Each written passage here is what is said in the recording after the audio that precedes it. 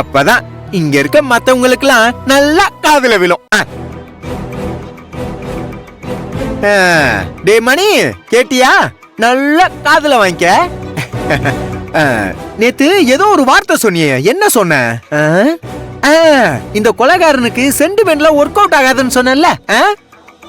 இப்ப பாத்தியா, சென்டிமெண்ட் இல்லாத மனுஷன் யாரா இருக்கா?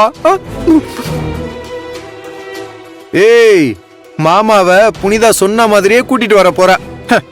ரொம்ப ஆடாத. அப்பா நாளைக்கு வீட்டுக்கு வரட்டும். அதுக்கப்புறம் புனிதா சொல்றத நாங்க நம்புறோம். அது வரைக்கும் நீ கொஞ்சம் அடக்கி வாசி. என்ன? ஏய், உன்னால முடியாதத புனிதா செஞ்சிட்டான்ற பொறாமையில அப்படியே பொங்காத. உனக்கு புகையுது பாத்தியா? அது என் கண்ணுல அப்படியே புகையா தெரியுது. வா. அவரு வீட்டுக்கு வர போறாரு. மாப்பிள்ள, இந்தாங்க மாப்பிள்ள, ஸ்வீட் எடுத்துக்கங்க. எடுத்துக்கங்க. அவரு வீட்டுக்கு வர போறாரு. தங்க கட்டி, இந்தாடா உனக்கு பிடிச்ச ஜாங்கிரி. சாப்பிடு சாப்பிடு சாப்பிடு. அப்பா நம்ம வீட்டுக்கு வந்துருவாரு. வந்துருவாரு. ஐயா, இந்தாங்க ஸ்வீட் எடுத்துக்கங்க. எடுத்துக்கங்க. நன்றி. வல்லவா, இந்தாடா இருடா, நான் ஊட்டி விடுறேன்டா. சாப்பிடுறா. மணிகண்டா, இந்தா அப்பா வீட்டுக்கு வர போறாரு. சாப்பிடு, ஸ்வீட் சாப்பிடு. எடுத்துக்கோங்கடா, எடுத்துக்கோங்க. உங்க மாமா வந்துருவாரு. தெய்வான, எடுத்துக்கம்மா, சாப்பிடு. சாப்பிடு சாப்பிடு. புனிதா, அப்பா வீட்டுக்கு வந்துட்டா போதும்மா. நாம இவ்ளோ நாள் தொலைச்ச சந்தோஷம் எல்லாமே திரும்ப வந்துரும். நான் இன்னைக்கு ரொம்ப சந்தோஷமா இருக்கேன் புனிதா.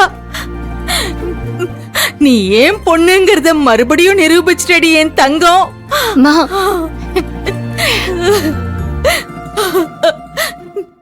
கண்ணு, நீ போராடி ஜெயிச்சிட்டடா. போராடி ஜெயிச்சிட்ட. அப்பா வந்துருவாருமா. அவர் வீட்டுக்கு வந்துருவாரு, நல்லபடியா வந்துருவாரு. பாவம் அத்தை, ஏமாற போறாங்க. அத்தையோட ஏமாற்றம் தான் புனிதாவை இந்த வீட்டை விட்டு வெளியே அனுப்புறதுக்கு ஹெல்ப் பண்ணும். புனிதா, இன்னைக்குதான் நீ ஹீரோயின். முடிஞ்ச அளவுக்கு இன்னைக்கே சந்தோஷமா இருந்துக்கும். நாளைக்கு நீ நினைச்சாலும்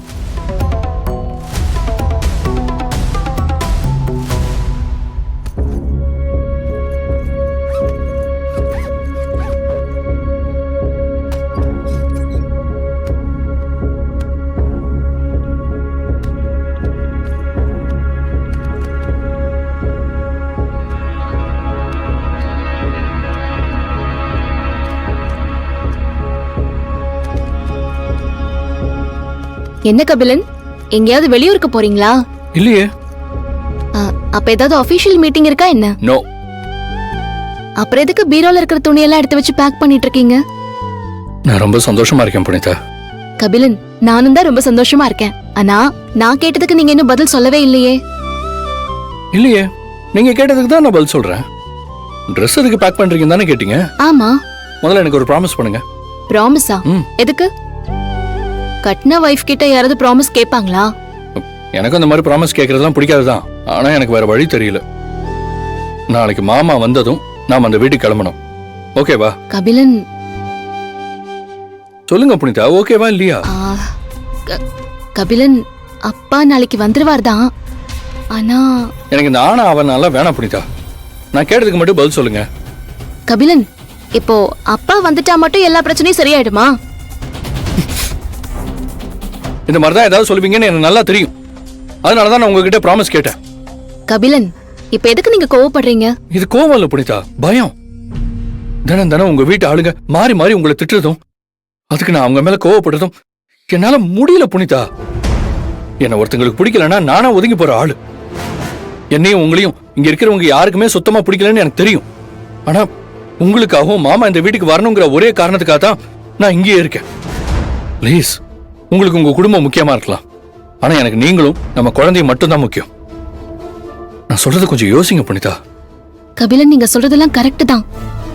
ஆனா என் அப்பா அம்மா நீங்க நினைக்கிற மாதிரி ஆள் இல்லைன்னு சொல்லி நான் என் மாமா கிட்ட சொல்லணும்.